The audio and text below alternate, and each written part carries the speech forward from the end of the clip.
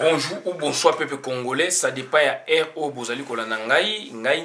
ndeko na bino Christian Bola bien mamba peuple mokonzi peuple souverain bandeko na ngai toye na makambo ya koyebisa bino toye lelo pardon na makambo ya koyebisa bino très important boyebi processus autokoti boyebi niveau autokomi boyebi situation o ezali koleka na mboka mwana ya Congo mwana ya mboka Congo oyo ayebi ke mboka na ye ezali mboka ba bengi République démocratique du Congo akoloba te ke ayebi makambo ya mboka na ye lelo ti mboka ezali en ébullition mboka situation ezali catastrophique mboka na yo banguna bakota mboka na yo ba politicien bazalaka lisusu te puisque bazali ba politicien pardon oyo ba bengi ba opposant o ba somba bango. Donc na pouvoir wana ya occupation ou ba bing pouvoir en place bandeko na ngai voilà message oyo to yé pona to meka ko décortiquer ensemble na bino. Qu'est-ce qui se passe na Congo lelo yo toza la situation oyo boyebi ke église catholique na nzela ya cardinal Mosengo na comité laïque de coordination ba telemi bazu les devant pona ko défendre peuple pona ko défendre mboka. Et que lelo yo mikolo mibale misatu mine eleki donc groupe de politiciens basanganaki na mboka ya Nelson Mandela pona baya ba contrer action wana bakoyebisaka bino boyete mais il faut qu'on ait une lucidité politique il faut obima na cécité politique obima donc na sens obima na aveugle politique donc ndeko na ngai makambo o bandeko basala ki na kata Afrique du Sud ezali pona ko anéantir élan ya ba catholique pona ko détruire eloko wana bandeko na ngai il faut tozala na bokebi penza basala ngo pourquoi basala ngo parce que bayebi que bazali na kamoko o bango baza ko défendre et biso to lobi bien que to comprendre bango bazali na quand ya Hippolyte Kanambe bazali na ka ya peuple congolais te bandeko nanga muta ko sabinote bazana kati ya quand ya peuple congolais te baza ko défendre peuple congolais te baza ko bomande peuple congolais donc eloko ne senge toyi bayango eloko ne zali très important bandeko nanga parce que politique ya mboka wana donc ekoti cynisme politique ya mboka wana bandeko nanga ekoti zunguluke politique ya mboka wana ekoti donc politique moko ya kokosa polele et bazali ko mona batu neti ba ko comprendre te bazali ko continuer ko foncer na style wana et biso tolbi boité puisque biso pe tozali ko bundela peuple o bango bazolo ba peuple yango biso pe tozolo bundela peuple ba sinzili ya peuple donc bandeko na ngai bandeko wana boyebi bazali ko défendre tout power bazali ko défendre régime expansionniste et tout o eza na Congo lelo ekambami na Hippolyte Kanambe. Et groupe wana o bakendaka Afrique du Sud to boy ko tanga bango po to kufula bango donc to kolbaka groupe wana bakendai na Afrique du Sud ezali pona ba défendre régime ya Hippolyte Kanambe ezali pona ba sala synergie ba alliance auto moni ndenge ezali ko sala partout lelo na Congo pona que bango nyosto bazala bloc basenga élection basala makele basenga élection donc mikolo mizali ko ya wana ngam na yebisi bino nazo yebisa bino parce que politique eza bon je vois les choses venir bazo sangana et bako se manifester puisque action na bango wana union na bango il faut ça concrétiser na acte mo sur le terrain ngelo banini force à parti politique ou force à politicien za popularité ezali publique. Donc bazali wana bayebi que monopole wana ya public ba botoli bango en église catholique dans na cardinal Mosengo d'où yango basali synergie pona ke bako senga ka marche bandeko na ngai bola na ngai na bokebi penza bako senga ka marche pour ba se mesurer sur le terrain se mesurer ce qu'il y a du répondant sur le terrain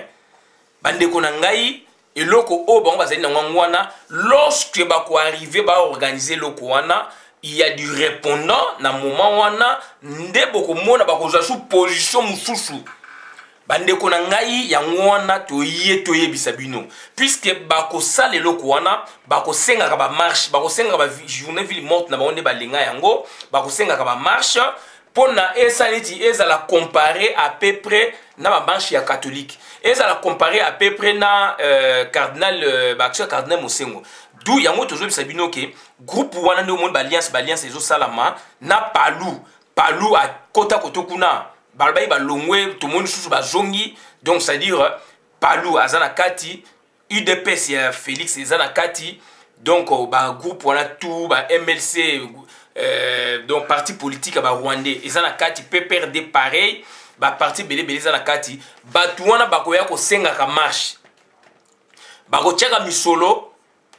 bazali na haine et puis bazali na humiliation oyo cardinal Mosengo a infligé na bango oyo église catholique a infligé o population a infligé na bango bongo yo population zolinga ya sengo protection pourquoi puisque so rejeté o yebi manœuvre na ye o yebi kaza munguna za mondoki ndoki aza assassin donc bakoki ko protéger ote bakoki ko linga ote donc le vrai problème ezali wana ndeko na ngai tozo senga na bino attentif ensemble toza la bomoko toyeba danger ezali donc nyoka koti na ndaku et nyoka koti na ndaku puisque yo mokolo ndaku okotisi nyoka yo moko okotisi ye donc prochainement bakosenga marche bakosenga ba journée ville mo bakosala ba action sur le terrain groupe voilà donc c'est presque ba parti politique oyo ya Congo oyo bazali na mouvance présidentielle na bazali na entre guillemets opposition mais tobiki bazali na mouvance présidentielle puisque opposition ezala raté bango tout bakomi bloc contre l'église catholique bakomi bloc pona ba senga marche et tant que les actions moko et que la ya marche ou bien ya journée ville morte ou école morte donc bako saisir opportunité wana pour exiger les élections à Congo. Leur but c'est ça puisque c'est liembongo depuis donc 2016 na réunion Sirgel Oyo Eduardo asalisaki yango kana mapesa misolo koto kuna ba politicien nyonso bakende kuna baliaki mbongo d'où bango sikoyo ezali ba prolonger Hippolyte Kanambe na mikanda na bango accord boye biango et lelo yo donc bazongi balingi balakisa la terrain bazali populaire aussi et lorsque ils vont atteindre ce premier but bazokende sikoyo donc méthodiquement babilo basala no alliance bakende basali ni na bango wana na Afrique du Sud basali ba alliance et salami et puis maintenant donc bazali ko continuer toujours ba repesa ba discours et puis malheureusement ils ont impact et puis ce que kozala nini et kozala sikoyo donc ba ko organiser marche sit-in marche école morte babilo ko mwande ngwana pona balakisa ki bazana positivité na terrain bazana impact na terrain et lorsqu'ils auront atteint ce premier but bakoya sikoyo ko senga à l'unisson de bomoni wana élection présidentielle dans les délais. Dans le délai, il y a calendrier ne ba pesa ki wana donc mission na bango ezali wana c'est un accompagnement batwana nyoso baza ba accompagnateur. Donc lorsque ba kosala eloko wana ba ko réclamer ba ko exiger na gouvernement il faut élection et pona que bango ba siba limbongo pona que élection ko sala mana lolenge ko sala maka pona moko na bango atika na bokonzi mena compte ya tout power puisque ba Rwandais na balingi pardon kotika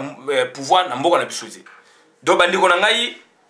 voilà un de volets à problème auto ngai to expliquer bino donc batuana bazali donc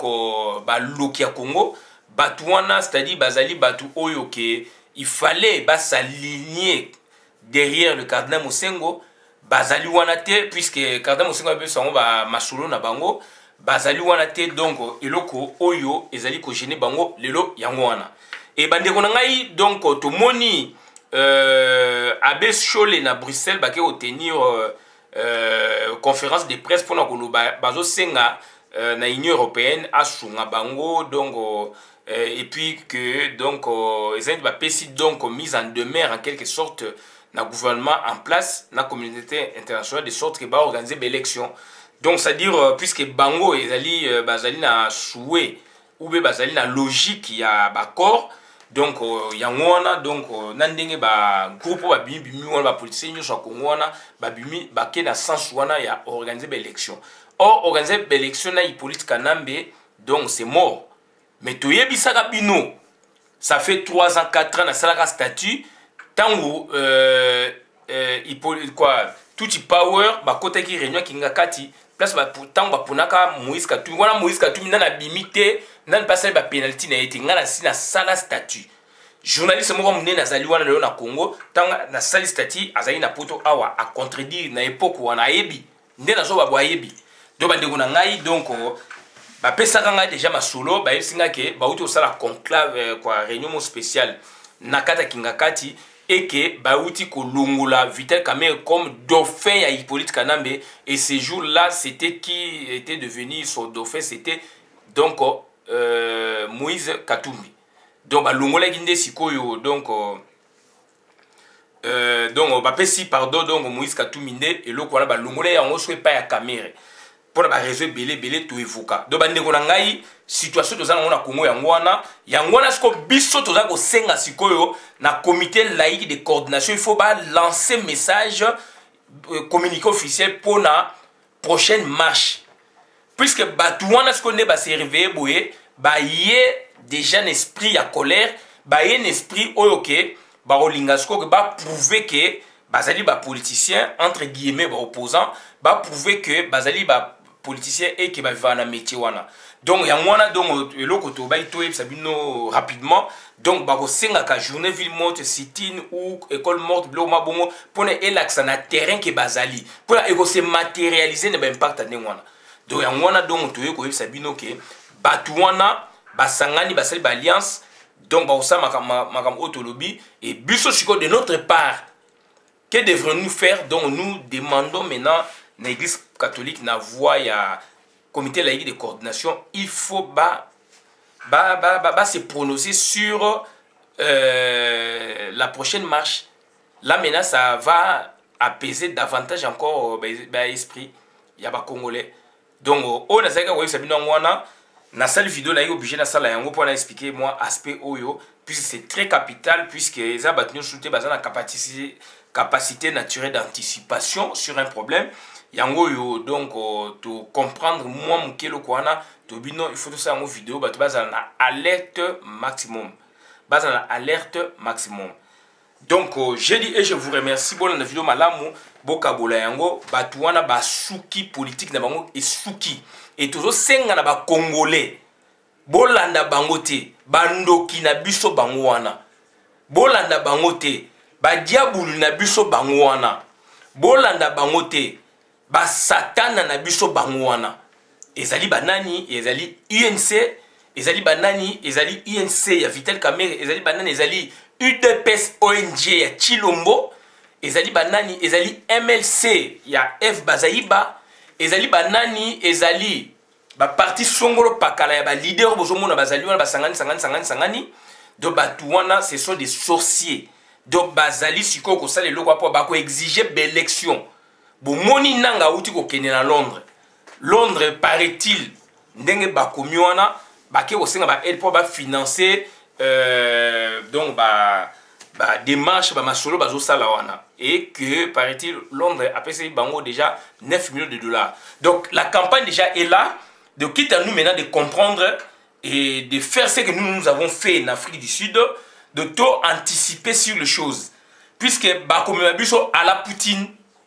bazali komebabiso à la Poutine. Puisque bango bako sala bloc unanimement donc 99% 95%. Il y a un parti politique à Congo, basali pour les élections, ils vont faire des grandes conférences de presse, bako sillonner monde. Ça c'est leur plan de toza ko mona mutayebi singate, so mutayebi singana ko yebisa. Donc ça c'est la réflexion et réflexion où ta mine na muscle. Donc on sent, on comprend. Ils ont un muscle, ils ont la kati ya mutu. Donc ils ont fumwa, donc on comprend, on lit, on voit les choses. Donc c'est-à-dire ndenge ezali wana ba ndeko na ngai batu wana baza ko sangana pona basala likofi batu wana baza ko sangana pona palu ebimisa batu et palu azali près ya ba bloko wana batu wana baza ko sangana pona UDPS ebimisa batu wana do ba parti wana bazali près pona basala biloko wana puisque ba yebi ke ba intérêt na bango ezali so ba frauder l'élection lobby okuna koma ministre okuna koma et comme logique ya survie politique. Voilà, donc logique, il y a survie politique puisque donc bah si bah perdre bah c'est l'autre côté. donc bakomi donc baza sans valeur baza ba politicien te balakisi musala bango na buzoba na bango bazanga kota Hippolyte Kanambe baliaka mbongo. Donc yango wana tozobisa bino bandeko na ngai fu bozala na yangele bakanga bino te barange bino te lokwa bana mike bapesa bino ba théorie ezali erronée. Non, ozali muto so koli oyebi politique à Congo, ça fait 28 ans au participer na ba forum ebele na ba débat ebele na makambo ebele ndeko na ngai. Donc ozali jamais de so ba yeko yebisa yo poser ba préalable sala examen de conscience na yo pono yeba masolongo ezali ndenge nini. Donc bandeko na ngai congolais nyonso tout lelo ayebi évolution politique ya mboka na ye ayebango na ndenge ya makasi kitoko na ayebango mwandambo ayebi puisque le processus a duré ou dure, ça fait 20 ans processus ya donc ça dit régime wana pardon ezali wana, d'où nous autres de l'autre côté on fait du travail important pour la libération ya mboka. Donc batu wana si je peux me répéter baza osangana pour na basenga marche baza osangana pour basa ba action sur le terrain ba la qui ça esprit honnête dynamique de l'opposition ezalaki et batu wana pour na ke baya nini. Donc cette fois-là siko soko ba jui force wana ba ko sa ba conférence de presse ba ko za ba support wana comme ba témoin ba preuve ba ko kota ba bureau il y a ba droit de l'homme, il y a ba ONU, il y a ba nini partout dans le monde ba ko convaincre ba décideur oyo ba américain banani que biso plateforme na biso songolo ba pesa ngo combo plateforme songolo na entremise ya président na biso pakala. Donc biso to sengi élection de bolobaki et biso to za ko appuyer démarche américaine oyo ya niki à l'époque alors les contextes diffèrent. Yango toujours ba donc na politique ba contexte les contextes diffèrent mais ba on ba ko zongisa ba na contexte on a ancien pour na que ba joie fait vert ba autoriser ba organiser élection et ba organiser élection na machine à tricher. Donc c'est-à-dire boyebi États-Unis a une position abi machine à tricher non, il faut ça manuellement ba on abi ce que machine à tricher zate élection pe ezalité mais le bazo na le yenge net ya ko organiser élection. Donc on doit être prudent puisque tout le travail na batu en tête ya mboka lelo pouvoir na sili non seulement bazali ba politicien mais bazali ba politicien au départ, d'où politique et libre comme hasard et voilà ils se sont investis pour que bazwa lelo mboka na biso na lolingi bazwa kiwana. Donc bandeko na ngai bona na vidéo malambo ka bolongo na bokebi penza leur mission est là s'organiser davantage s'élargir davantage et puis donc ratisser large et donc koyamba tendance sur les politiciens pour na esala likofi afin que ba senga ba oser ba senga marche moko munene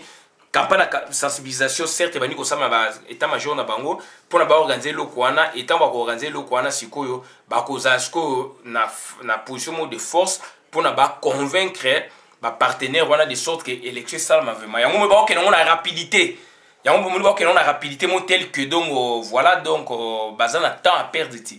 et ce que ba réussir le kwana par exemple donc élection salami élection na donc muto ko passer zanani. Donc ezali dauphin Hippolyte Kanambe.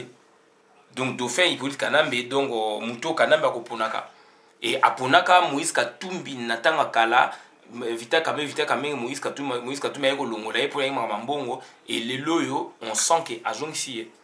Donc voilà bandeko nanga makambo to zeka website bino ngwana to suki a abona na vidéo malamu bozala ayangele yonde ndeko mtozana Kinshasa ngana zali libanda ya Kinshasa yonde ndeko mtozali ko souffrir to yoki pe to moni bokomi ko bima ba bido ya mai na ba balabala régie des eaux mai ezate snel mai ezate alors que tozali mboka ya mai